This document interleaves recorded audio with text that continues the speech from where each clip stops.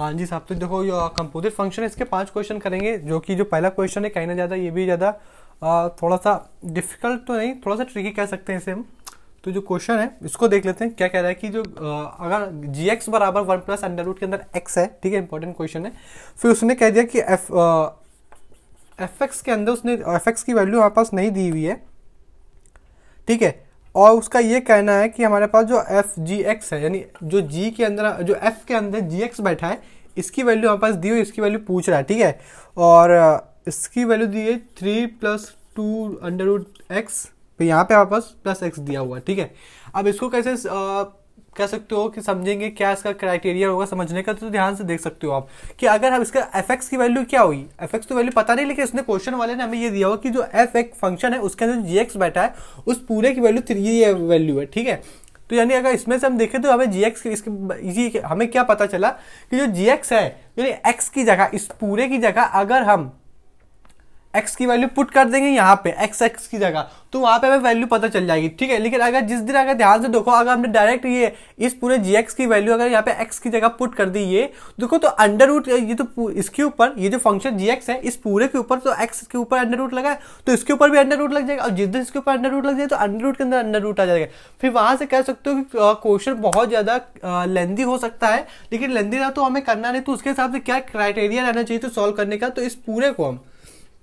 यानी जो gx है हमारे पास, ठीक है, इसको हम क्या कर लेंगे, हमारे पास इसको हम वायलेट कर लेंगे, यानी gx को हम वायलेट कर लेंगे। अगर हमारे पास, ध्यान समझना, यहाँ पे अगर 1 प्लस अंडर रूट के अंदर x आ जाएगा, फिर जिस दिन अगर हमने 1 को ट्रांसफर किया तो 1 माइनस में आ जाएगा, ठीक है, और x के बराबर यहाँ पे होल स्क्वायर आ जाएगा, यानी कि होल स्क्वायर भी नहीं आएगा। तो ध्यान से देखो हमने क्या कहा कि अंडर रूट के अंदर ये आ जाएगा, ठीक है, बात समझ में। इसी को और हम क्या लिख सकते हैं, इसी को अगर हम और भी इस तरीके से लिख सकते हैं कि y माइनस का 1 का होल क्यूब बराबर x। अब ध्यान से देखो, कोई बात समझ में आ गई होगी। हमने अब इस चीज से आसानी हो जाएगी, आसानी किस चीज से हो जाएगी अभी आपको पता चल जाएगा। अब हम एफ एक्स, जो एफ के अंदर जी एक्स बैठाना है, ये तो पूरे इस पूरे की वैल्यू ये है ना, लेकिन अब हमें जी एक्स की वैल्यू पुट करना है, तो जी एक्स की वैल्यू हमने जी को क्या जी वाई, इसको हमने जी एक्स को हमने वाई लेट कर लिया हुआ है, ठीक है। अब हमें जी एक्स की जगह वाई क्या पुट कर देनी है हमें वैल्यू,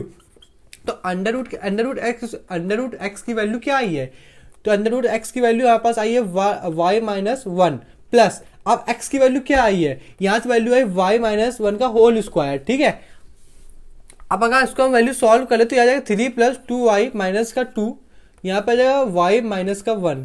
का होल स्क्वायर, ठीक है। अब अगर इसको अगर सॉल्व करें तो 1 बन जाएगा हमारे पास, ये 2y बन जाएगा। अब इसका होल स्क्वायर अगर हम खोल लेते तो y स्क्वायर प्लस का 1 माइनस का 2y, अब इस 2y से ये 2y कट जाएगा और यहाँ पे बन जाएगा हमारे पास सिंपल सा y स्क्वायर माइनस, मतलब y स्क्वायर प्लस का 1, ठीक है। यहाँ पे अगर ध्यान से आप वैल्यू देखो तो हमें तो एफ एक्स की वैल्यू पूछी गई थी। अब इसको तो सॉल्व कर लेना अगर हमारे पास, तो देखो एक्स की वैल्यू हमारे पास क्या आई है, ये एक्स और ये एक्स तो सेम ही है, बस फंक्शन अलग है ना। देखो हमने क्या किया हुआ था कि y बराबर हमने ये इसके y बराबर हमने जी एक्स मान लिया था और जी एक्स बराबर हमारे पास एफ एक्स था, ठीक है। तो एफ एक्स और जी एक्स में इस पूरी वैल्यू, तो एक्स की वैल्यू तो सेम ही है। तो अगर यहाँ से हम कंफर्म कर ले, अगर इसको कंपेयर कर ले हमारे पास, तो यही हमारे पास जी एक्स लिखा हुआ है, और अगर यही जी एक्स लिखा हुआ हमारे पास, तो अगर वैल्यू अगर एक्स की वैल्यू सेम है ना हमारे पास, तो कह सकते हो यही एफ एक्स है, क्योंकि एक्स की वैल्यू तो सेम है। और अगर जी एक्स और अगर देखो एक्स की वैल्यू अगर हमारे पास सेम आई हमारे पास, तो ये कह सकते हैं हमारे पास कि एफ एक्स की वैल्यू ही है,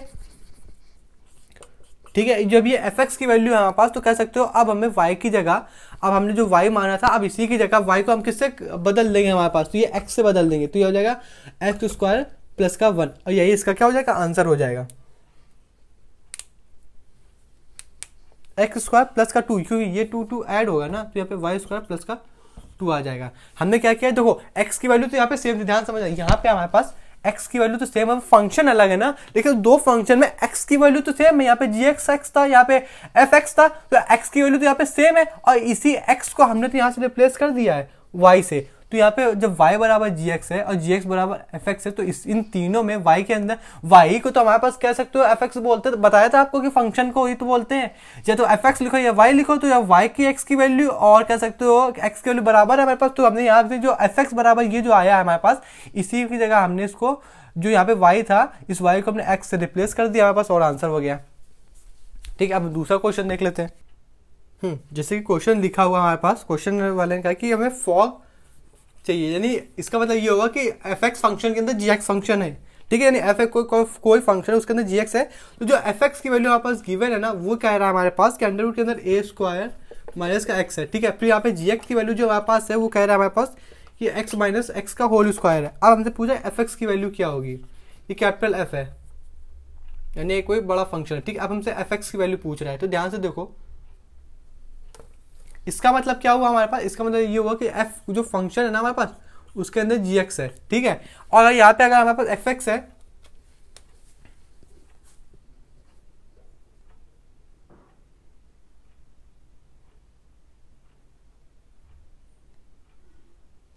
अरे इसके बराबर इसकी वैल्यू पता है क्या फॉक की दी हुई है, इसके बराबर कहा इसने कि एफ एक्स है यानी कैपिटल एक्स है। ठीक है, अब यहाँ से वैल्यू अगर निकालें तो इसी को हम ये भी तो लिख सकते हैं कि एफ जी एक्स, एफ के अंदर जब स्मॉल एफ दिया है इसके अंदर जी एक्स है। ठीक है ना हमारे पास, तो अगर इसकी वैल्यू दी है तो अगर इससे हम कंपेयर कर लेना हमारे पास, तो एक सिंपल से ये कह रहा है कि जो फॉग के अंदर फॉग जी एक्स के अंदर बराबर एफ एक्स है हमारे पास, एफ एक्स के वैल्यू क्या अंडर रूट के अंदर हमारे पास गिवन है ए स्क्वायर माइनस का एक्स। देखो बात समझ में आई, यहाँ से वैल्यू हमने क्या कंपेयर कर लिया हमारे पास, तो यहाँ से जब ये दोनों बराबर हो तो फॉग बराबर अंडर रूट के अंदर ए स्क्वायर माइनस एक्स आ गया। ठीक है, अब हमसे कह रहा है कि एफ एक्स की वैल्यू फाइंड करो, तो एफ एक्स की वैल्यू को फाइंड करें तो इसी का मतलब अगर ये लिख दे कि एफ को जो स्मॉल फंक्शन गिवन है इसके अंदर जी एक्स है, तो इसके बराबर अब हमें क्या करना है कि जी एक्स इसके अंदर अब हमें इसकी एक्स की वैल्यू या जी एक्स की वैल्यू पुट कर देनी है हमारे पास। तो सिंपल से अभी वैल्यू जो एक्स बराबर क्या गिवन है, ये जो जी एक्स बराबर क्या गिवन है माइनस का एक्स स्क्वायर, तो माइनस का स्क्वायर एक्स की जगह आएगा कि नहीं आएगा, तो यहाँ से ए स्क्वायर माइनस एजिटिस रहेगा। अब ये पूरा जो जी एक्स एक्स की जगह क्या आ जाएगा, इस एक्स की जगह आ जाएगा माइनस का एक्स स्क्वायर, अब इस पूरे का होल स्क्वायर। तो यहाँ से अगर वैल्यू सॉल्व करें ए एक्स, ठीक है, ये अंदर का स्क्वायर हो जाएगा हमारे पास कितना हो जाएगा एक्स बन जाएगा, यहाँ पे आ जाएगा अंडर रूट के अंदर ए स्क्वायर माइनस का x square.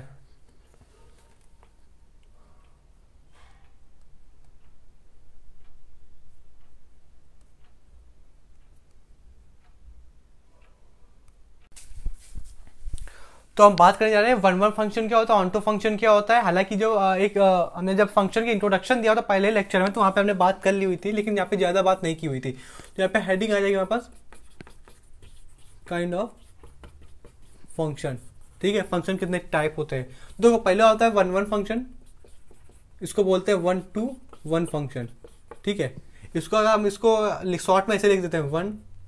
To one function, समझ जाना। ठीक है, यहाँ पे अगर लिखते हैं हम many one function,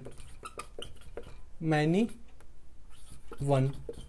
function, function अपने आगे जोड़ते रहना, मैनी वन फंक्शन। फिर हमारा तीसरा होता है यहाँ पर ऑन्टो फंक्शन, और जो ऑन्टो नहीं होता उसको क्या बोलते हैं इनटू फंक्शन। इसी तरीके से जो वन वन नहीं होता वहाँ पर उसको क्या बोलते हैं वन क्या मैनी वन फंक्शन। ठीक है, तो इसको वन वन फंक्शन, इसको मैनी वन फंक्शन बोल दिया,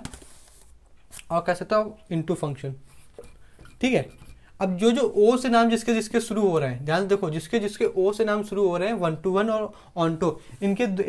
इनका एक और नाम होता है। ठीक है, जो ओ से शुरू हो रहा है इनके दो नाम होते हैं, एक दूसरा नाम, पहला नाम होता है वन टू वन, दूसरा होता है इंजेक्टिव,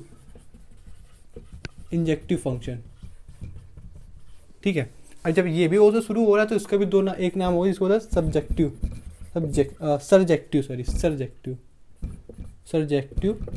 फंक्शन। ठीक है, अच्छा अब इसी में बात कर लेते हैं इनके काम क्या होता है। जो नाम होता है ना वन टू वन, इसको बिल्कुल डेफिनेशन के बिल्कुल 4-5 लाइन की डेफिनेशन नहीं समझेंगे, इसका सिंपल से हम समझ लेंगे हमारे पास क्या मेन चीज़ क्या होता है। ठीक है, तो अगर इसको आप लिख सकते हो कि वन टू वन को फंक्शन बोलते हैं, इसको बोलते हैं एक का तीर एक को। इसका क्या मतलब हुआ, एक का तीर, एरो का तीर का मतलब, तो एरो इसका मतलब ये हुआ हमारे पास वन टू वन कि जो भी हमारे पास डोमेन होगी, जैसे 1 2 3 4। ठीक है, यहाँ पे अगर इसका जो भी हमारे पास रिलेशन है वो कह रहा है एक्स स्क्वायर का रिलेशन, इसका 1 हो जाएगा, यहाँ पे 4 9 एंड 16। इसका मतलब ये हुआ कि एक का तीर एक को। अब बात समझ में है कि सभी का यहाँ पे जो एक है, मतलब यहाँ पे जो एक एलिमेंट है वहां पे भी एक एलिमेंट है, सबका एक बार रिलेशन हो किसी के साथ, तो ये मतलब है एक का तीर एक को। सबके तीर लगे कि नहीं लगे। ठीक है, अब इसका मतलब ये मैनी टू वन का एक या अधिक को तीर लगे, जैसे कि यहाँ पे अगर हमने एग्जांपल लिया मैनी वन का, हमारे पास एक या एक अधिक का तीर लगे, यानी एक यहाँ पे अगर कोडोमेन, ये क्या होता है हमारे पास, ये डोमेन होती है हमारे पास, ये क्या होती है हमारे पास, कोडोमेन होता है, ठीक है। तो यहाँ पे अगर मान लो यहाँ पे ए बी सी लिखा हुआ है, यहाँ पे ई एफ जी एच लिखा हुआ, तो मान लो ए का तीर हमारे पास एफ को लग जाए और बी का तीर भी एफ को लग जाए, और अगर दो या दो से बहुत सारे को भी लग सकता है, और यहाँ पे सी का तीर भी एफ को लग जाए, तो ये केस किसका आ जाएगा हमारे पास, मैनी वन का केस आ जाएगा, ठीक है। ऑन्टो फंक्शन की बात करें तो इसका मतलब ये होता है हमारे पास, जब रेंज हमारे पास बराबर हो जाए कोडोमेन का। बात समझना, पहले ये चीज़ हम बिल्कुल बता चुके हैं आपको, आप तो इंट्रोडक्शन भी ले सकते हो, जो इंट्रोडक्शन वाला पहला वीडियो जो फंक्शन के ऊपर बना था वो भी देख सकते हो, आपको और ज़्यादा क्लियर हो जाएगा। हमने वहाँ पे बात करी हुई थी कि जब रेंज क्या होता है, कोडोमेन क्या होता है हमारे पास, तो जिसको जिसको तीर लगता है ना कोडोमेन में, वो हमारे पास इसका से पूछे इसका कोडोमेन क्या आता है, बता दो ई एफ जी एच। लेकिन रेंज कोई पूछे तो रेंज वो होगा जिसको आपका एरो लगे, जिसको आपको तीर हिट हुआ है, तो उसमें हिट किसको हुआ है, एफ को हुआ है, तो इसकी रेंज क्या हो जाएगी, एफ हो जाएगी। इंटू फंक्शन क्या होता है हमारे पास, इंटू फंक्शन ये होता है हमारे पास जब हमारे पास रेंज छोटी हो जाए, किससे, कोडोमेन से। बात समझ में आ रही, यहाँ पर रेंज छोटी हो जाए कोडोमेन से, ठीक है।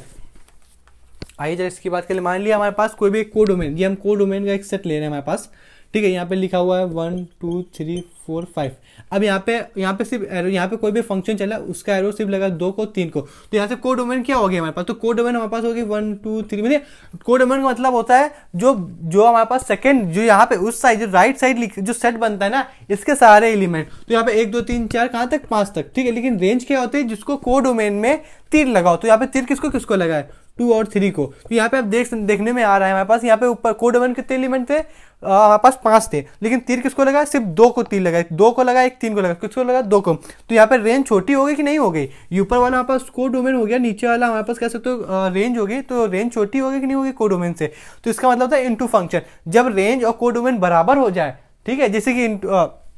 हमारे पास जैसे रेंज और कह सकते हो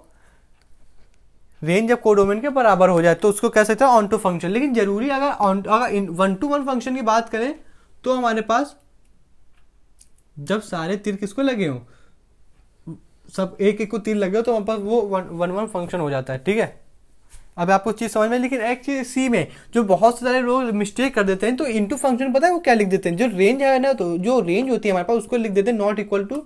कोडोमेन, जबकि ये मेथड नहीं, जबकि ये कोई कह सकते हो रूल होता ही नहीं है कि range not equal to codomain. अब ध्यान समझना, नॉट इक्वल का मतलब ये हुआ कि रेंज और जब कोडोमेन बराबर ना हो, तो इसका मतलब ये भी तो हो सकता है हमारे पास, जब इसका मतलब ये भी तो हो सकता है कि नहीं हो सकता कि रेंज हमारे पास बड़ी हो जाए कोडोमेन से, या हमारे पास ये भी हो सकता है कि रेंज छोटी हो जाए डोमेन से, कोडोमेन से। तो ये चीज साइन किसका बताता है, नॉट इक्वल का। लेकिन हमारे पास जो रूल है वो ये होना चाहिए कि जो रेंज है, जब रेंज हमारे पास छोटी होगी कोडोमेन से, तभी वो इनटू फंक्शन होगा। लेकिन अगर कल को कोई यहाँ पे आप नॉट इक्वल का साइन मत लगाइएगा, क्योंकि इसका मतलब ये भी हो सकता है कि रेंज बड़ी भी हो सकती है, छोटी भी हो सकती है, लेकिन एक्चुअल में रेंज हमेशा छोटी रहनी चाहिए कोडोमेन से, तभी वो हमारे पास क्या होगा, इनटू फंक्शन होगा।